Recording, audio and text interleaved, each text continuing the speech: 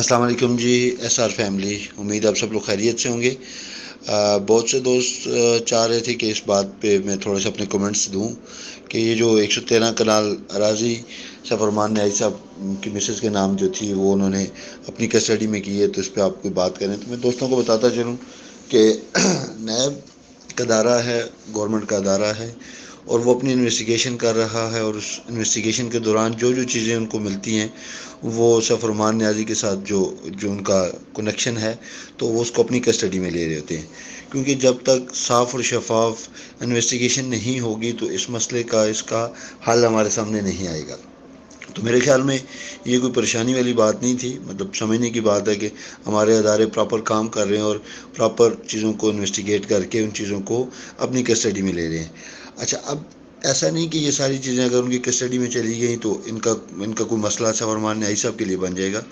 क्योंकि जब सफ़रमान न्याई साहब का केस हल होता है, जिस पे हम 100% पर उम्मीद हैं और आप लोगों की दुआओं के साथ पर उम्मीद है कि इंशाल्लाह कि जब भी सफ़रमान न्याई साहब का मसला हल होता है वो बाहर आएंगे, तो जब अगर सफ़रमान न्याई साहब की ज़मानत होगी तो डेफिनेट ला माला इन तमाम चीज़ों को भी रिलीज़ किया जाएगा।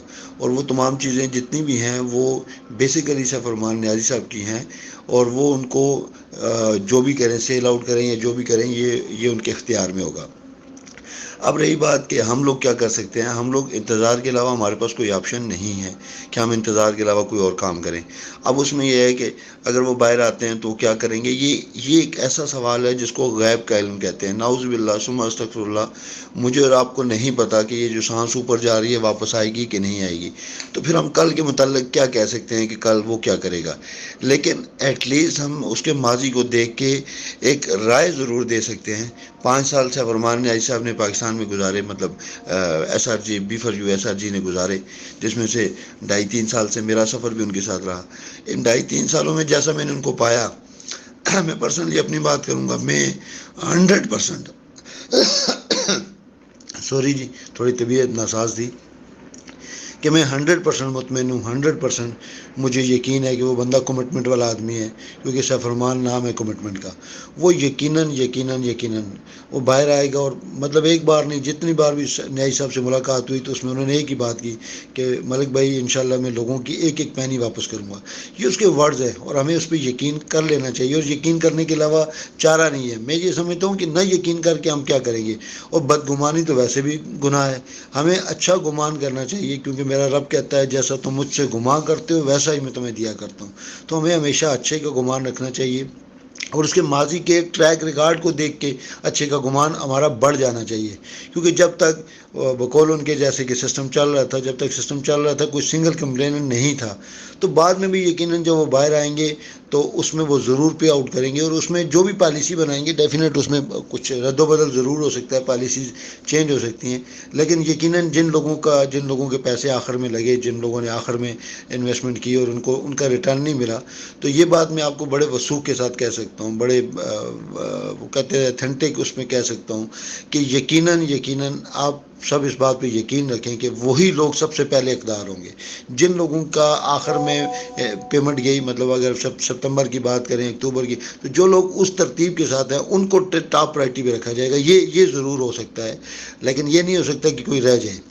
हाँ, देर सवेर हो सकती है, कोई पहले कोई बात, वो वही फार्मूला हो सकता है कि जिन लोगों ने आखिर में दिया और कुछ नहीं लिया तो उनका हक सबसे पहले बनता है, उनको मिलना चाहिए। तो इस बात का यकीन रखें, इंशाल्लाह आने वाला वक्त ज़रूर खुशियों का वक्त होगा। हर मुश्किल के बाद आसानी ज़रूर होती है, लेकिन हम लोग बाज़ औक़ात सब्र वाकई ही बड़ा मुश्किल काम है, नहीं कर पा रहे होते, लोग हमें डिस्टर्ब कर रहे होते हैं। मैं आप लोगों की मजबूरियों परेशानियों को समझने की कोशिश करता हूँ और समझता हूँ अल्हम्दुलिल्लाह, क्योंकि मैंने खुद ग्राउंड में काम किया है।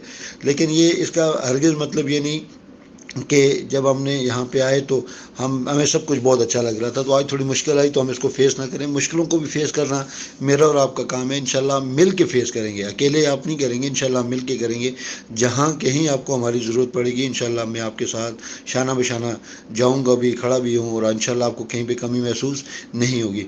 कुछ मेरी मजबूरियाँ हैं जो मैं इस तरह बता भी नहीं सकता, लेकिन ज़्यादा वॉइसेस नहीं कर रहा होता, इसके पीछे बहुत सी वजह हैं।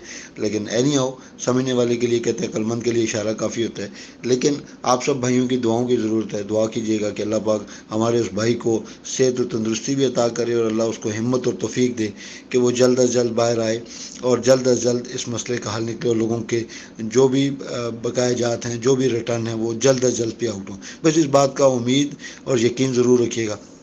باقی مجھے اپنی دعاؤں میں یاد رکھیے گا. Thank you so much. Take care. اللہ حافظ.